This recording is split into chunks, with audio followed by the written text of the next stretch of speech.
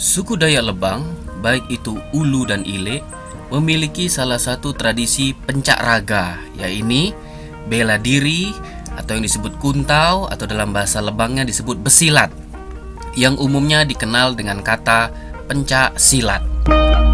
Pencak silat atau kuntau dalam bahasa Dayak telah dikenal oleh Dayak Lebang sejak lama. Dikatakan oleh Pak Tapang yang tinggal di Terusan pada tanggal 18 bulan 12 tahun 2012 tepat jam 7 malam. Pak Tapang berkata bahwa dulu banyak orang tua Lebang yang bisa besilat.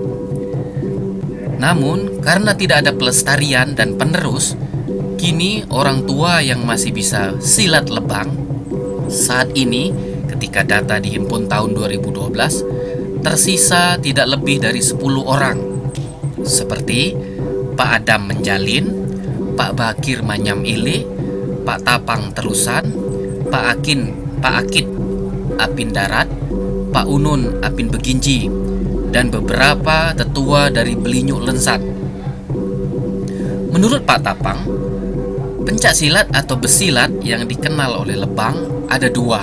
Yang pertama, jurus permainan tangan bagian bawah yang disebut dam-dam. Yang kedua, jurus permainan bagian atas atau jurus pedang yang disebut engkabau laut.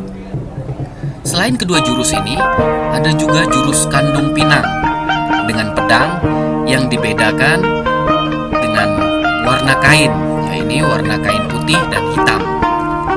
Sedangkan menurut Pak Bakir, sewaktu diwawancara tanggal 19 bulan 12 2012 sekitar jam 6 sampai 9 malam, yang tinggal di Manyam Ile mengatakan bahwa tradisi pencak silat atau kuntau yang dikenal Dayak Lebang ada 3 jenis. Yang pertama, silat Minang, lalu silat bunga Cina, dan silat cantik manis.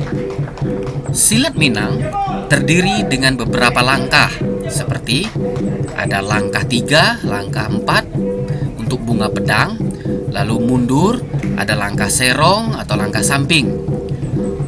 Lalu berikutnya juga ada langkah 12 permainan jurus tangan yang disebut sepotong dan jurus bertarung yaitu belawan.